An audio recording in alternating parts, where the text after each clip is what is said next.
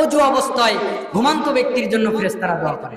অজু অবস্থায় ঘুমায় যে কথা আছে, এই বিষয়ে তার গীবত তাহরিম প্রথম খণ্ড, বৈরুদ্দেশের ছাপা দারুল কুতুবিল ইলমিয়া 1401 নম্বর হাদিস, পৃষ্ঠা নম্বর 408 ও 409 নম্বর পৃষ্ঠায় রাসূল সাল্লাল্লাহু আলাইহি ওয়াসাল্লামের হাদিসটা নিয়ে আসা হয়েছে।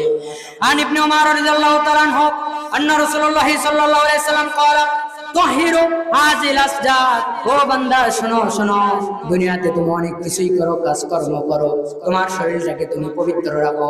সারাদিন বিড়ি খাও, সারাদিন সিগারেট খাও, সারাদিন তুমি খারাপ কাজে ব্যস্ত। আল্লাহ রাসূল বললেন তাহিরু হাযিল আসজাদ, তোমার যে শরীরটা আল্লাহ তোমারে দিয়েছে এই শরীরটা পবিত্র করো। তাহারাকুমুল্লাহ, আল্লাহ তোমাদের পবিত্র করে দিবেন। সুবহানাল্লাহ। তোমার শরীর পবিত্র করো, আল্লাহ তোমাদের পবিত্র করবেন।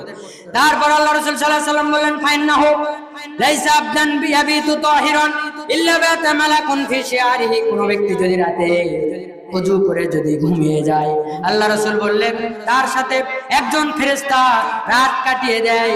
তারপরে আল্লাহ রাসূল সাল্লাল্লাহু আলাইহি ওয়াসাল্লাম বললেন লা ইয়ানকালিবু সাআতান মিনাল লাইলি, যখন কোন বান্দা ওযু করে ঘুমিয়ে পড়ে, রাতের বেলায় যখন ডান কাত থেকে বাম কাত হয়, বাম কাত থেকে ডান কাত হয়, যখন বান্দা এইরকম এই কাত থেকে এই কাত, ওই কাত থেকে এই কাত হয়, তখন ফেরেশতা বলতে থাকে আল্লাহুম্মা গফির লিআবদিকা, আল্লাহ তোমার এই বান্দাকে তুমি ক্ষমা করে দাও। ফা ইন্নাহু বাতা তাহিরান, এই বান্দাটা ওযু করে ঘুমিয়ে গিয়েছে, আল্লাহ তুমি তোমার এই বান্দাকে ক্ষমা করে দাও। সুবহানাল্লাহ।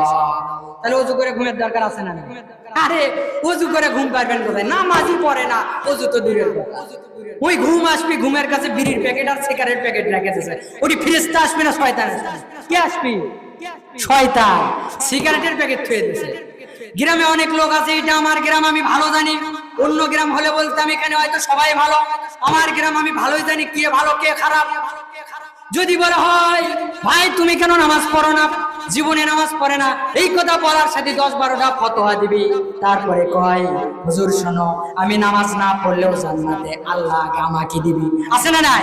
নামাজ পড়ে না, কয় জান্নাতে আগে আমি যাব। ওর কথা শুনে মনে হয় আল্লাহ রাসূলের যুগে 10 জন সাহাবীকে জান্নাতের সার্টিফিকেট দেওয়া হয়েছিল দুনিয়াতে থাকতে।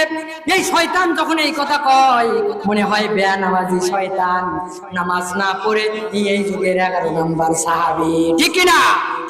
ওই মনে হয় নামাজ না পড়ে 11 নম্বর সাহাবী, যে আল্লাহ বলছে এই দুনিয়া থাকতে জান্নাতের সার্টিফিকেট পাচ্ছে, ওই নামাজ না পড়েও জান্নাত আছে না? আছে। আবার হুজুরেরা যদি একটা অপরাধ করে, বাংলাদেশের সব হুজুর খারাপ বলে কি বলে না? তাহলে আমার একটা কথা শুনুন, এই গ্রামে 5টা হুজুর আছে, একটা হুজুর যদি অপরাধ করে, গোটা বাংলাদেশের হুজুর যদি খারাপ হয়, আমার গ্রামে 10টা লোক নামাজ পড়ে না, 500 লোক আছে, কোনোদিন বলে না 10টা লোক নামাজ পড়ে, 490 জন নামাজ পড়ে না, এই গ্রামের সব লোক খারাপ, এই কথা কোনোদিন বলে না। হুজুরের বেলায় একটু চুলকানি বেশি আছে না নাই? আছে না নাই? এ কথা কন নাকি আপনারা? তার মানে আপনারা উল্লেখ করেন, বোঝা যাচ্ছে যে হুজুর এটা অপরাধ করলে গোটা বাংলাদেশের সব হুজুর খারাপ। আর মিয়া তুমি যে নামাজ পড়ো না, 500 মানুষের মধ্যে 10 জন নামাজ পড়ে, 490 জন নামাজ পড়ে না, কোনোদিন ওই বললো না সুদ খায়, ঘুষ খায়, বিড়ি খায়, সিগারেট খায়, কোনোদিন কয় না এই গ্রামের সব খারাপ, বাংলাদেশ বাদই থাকবে। আর হুজুর এটা কাম করলে সব খারাপ, বাংলাদেশের পৃথিবীর সব হুজুর খারাপ। আর গ্রামের একজন একটা খারাপ কাজ করলে কোনোদিন কয় না এই গ্রামের সব খারাপ। তাহলে হুজুরদের পিছে লাগেন না, আগে কিছু জানেন, ফতোয়ার কোনো হিসাব নাই। বলতে পারেন আল্লাহ আমাকে যতটুকু ইলম দিয়েছে আমি জানি, কিন্তু আমি কারোর সাথে লাগি না সম্মানের খাতিরে। আপনি তো আলিফ বা তাসাই ভালো মতো জানেন না, একটা আলেমের সাথে ফতোয়ায় বাঁধেন কিভাবে? আমাকে একজন বলছিল যে কে রে তোরা নতুন হাদিস করতে গেলেছিস, আমি বলছি আপনি কয়টা হাদিস জানেন কোন তো দেখি, ওই এটাও জানি না, তাহলে নতুন কেমনে বুঝলে? আগে জানতে হবে। আমার গ্রামে আমার এক কাকা আছে, নাম বলতেছে আমি এই জায়গায়, ঢাকায় আর শহীদুল বলে, ওই রাজমিস্ত্রির কাজ করে সবাই জানে।